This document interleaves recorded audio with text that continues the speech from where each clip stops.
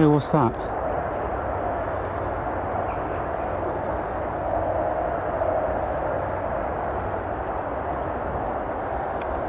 What?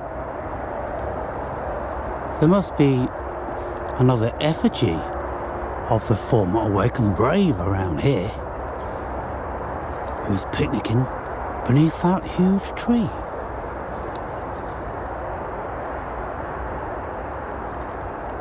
Oh, it was me. So I'm suitably in the out of bounds regions again, and I felt it's time for 11s, so I'm going to have myself a little picnic. Well, by the way, I was thinking yesterday morning, well, as I've kind of like mentioned that I'm no longer the awakened brave, well, I suppose I'd better come up with another name. And I was thinking to myself, well, I mean, don't try and force it, just let it come. And then I was cleaning my teeth at the time, and I thought to myself, well, is it really important if you come up with it? You know, or it was my idea. And I'm like, well, no such thing as my idea. I don't believe that we have our own ideas. Who's our own? You know, they're just ideas, and they're there for the picking. And so I thought, well, I'll just let it happen. It'll happen, and probably one of the viewers will, you know, make a suggestion or two. So that night I was reading the comments, and one of the viewers stated simply, "The artist formerly known as the Awakened Brave," in relation to my artwork. And I'm like, that's very good, that is. And I replied, I like that. I think I might use it. I'll pay you royalties. And then, within 15 minutes, I thought, I am going to use it.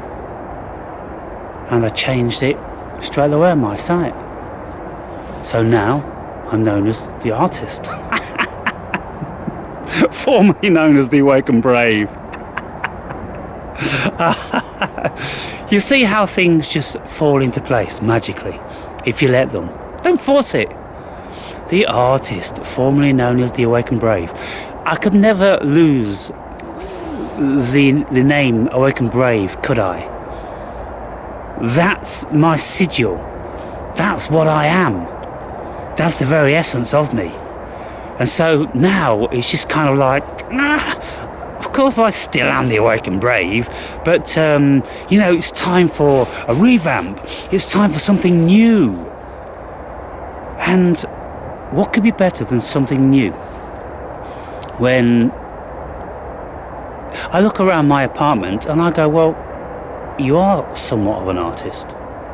Where have you ever seen anyone's house decorated like mine is? Where have you ever seen anyone who has plastered leaves all over their walls? Personally, I've never encountered that. Not even close.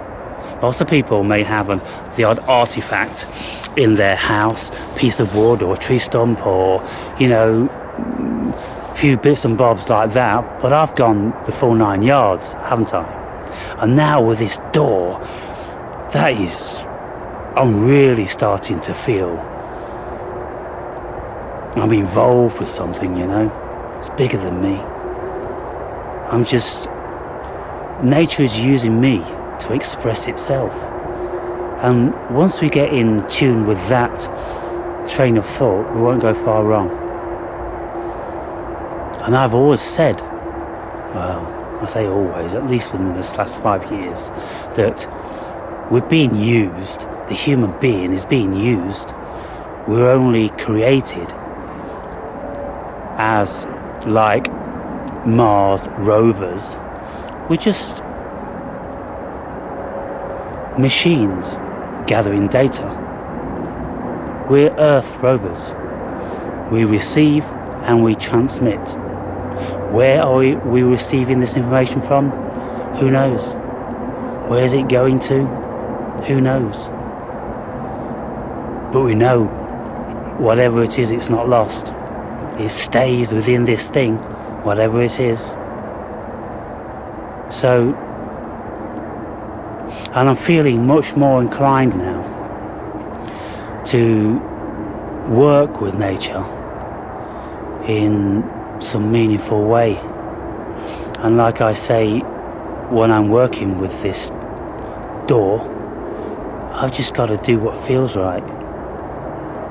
It's not necessarily what looks right, because they're part and parcel of the same thing. If it feels right, it will look right. And that's just how it is. When I was moving around all those things, until it felt right, it didn't look right. And now I've ordered some varnish spray, so I'm going to seal all those leaves and bring a richness out of all those lovely browns. I've picked some leaves, some evergreen leaves. They're like an ivy, which is pale yellow and pale green. They're going to look beautiful. When I dry them out, they'll retain their colouring. And I'm going to place them all around the nice white border. Perfect. You see, I was coming out this morning and I thought I'm going to get some of these oak leaves, which I've newly acquired, and I've put them up in my kitchen. And they're unusual English oak leaves in that normally you see the English oak just go from green to brown. Well, on this particular tree, there was many leaves which were like sunburst of yellow and green.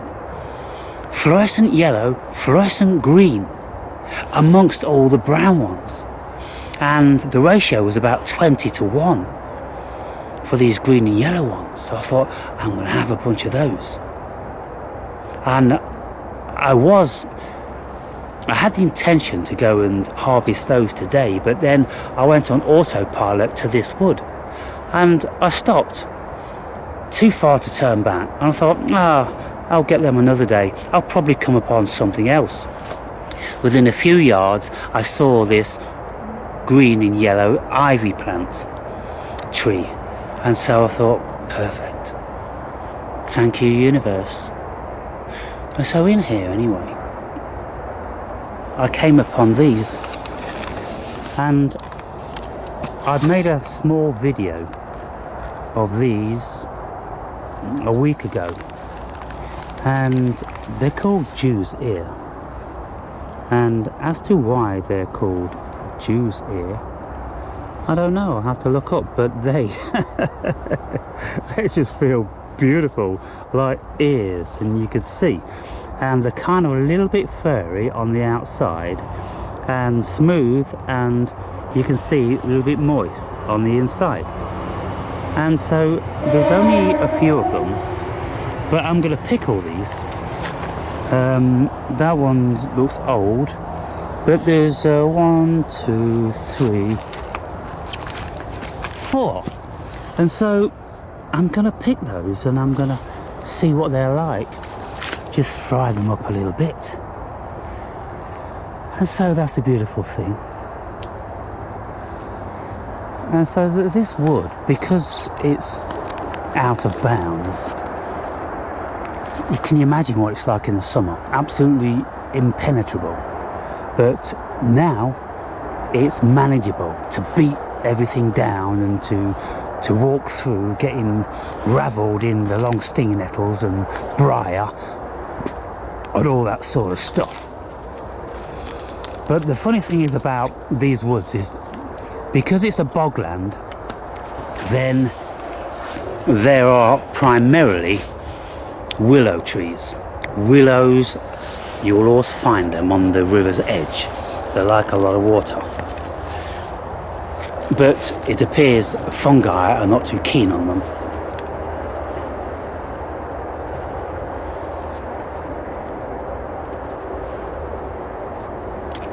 And so I'm finding very little.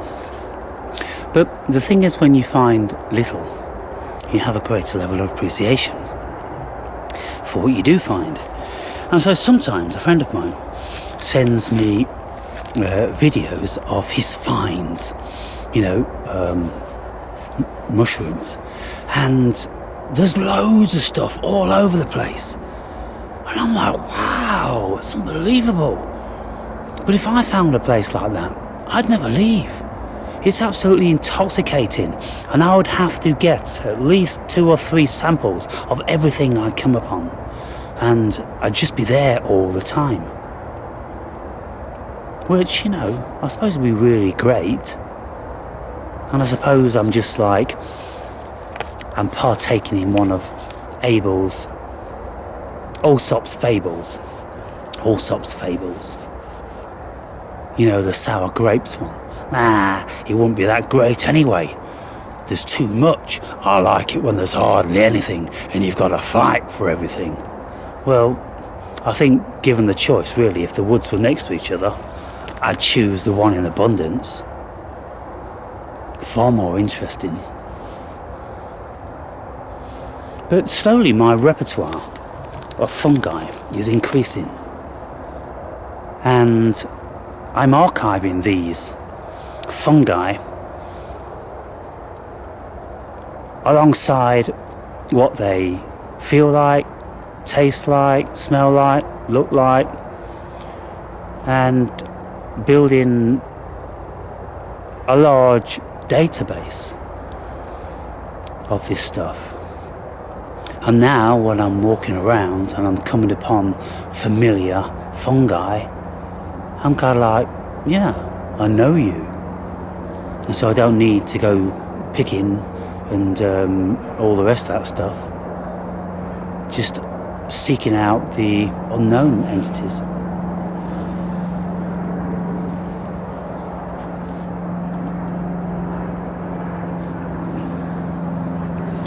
I've said in many of my videos that our lives are mostly preordained. I don't have any doubt from my life's experience that my life has been paved and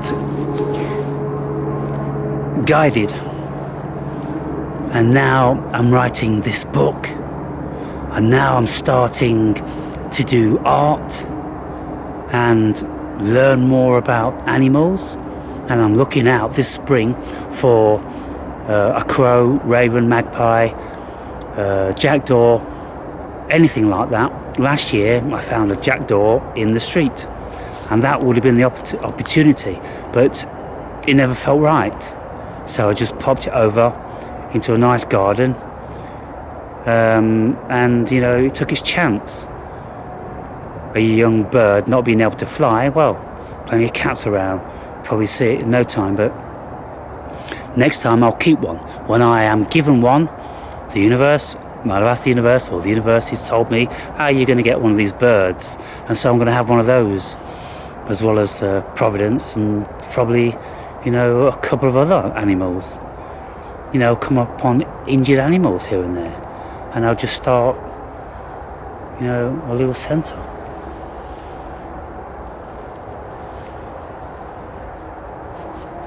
One of the friends and viewers said, I'd love to know what your neighbours call you.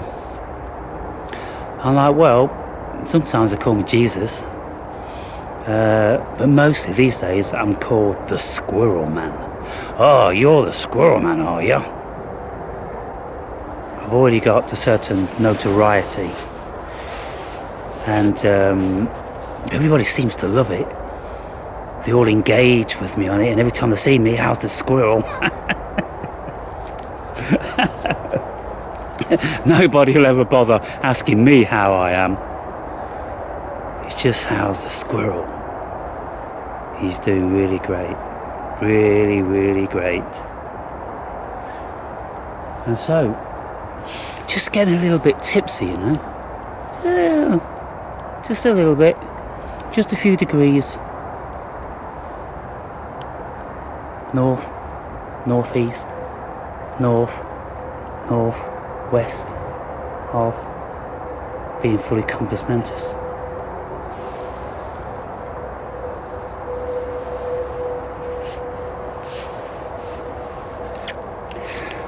So in this part of the wood, as you can see, there's a lot of moss because it's a bog, and so I'm enjoying that. Lots of moss, but you know, little fungi, and it's like curious how everything's covered in moss. Aha! Look at what we got here. No, that's not a Jew's ear by the look of things. Too light underneath. It might be a bit young. But I think now I know they're around and I know exactly what to find them on. I'll have a bit of a harvest on those today, and these are good for Chinese food, you know. So I'll cook these with some tagliatelle and some shrimps and some garlic and lemon and ginger and all that sort of stuff.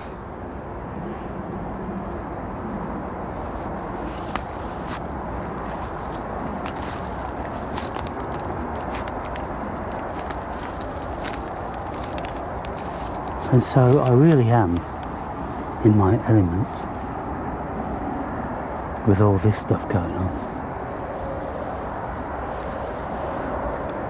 Beautiful. Okay, got some harvesting to do.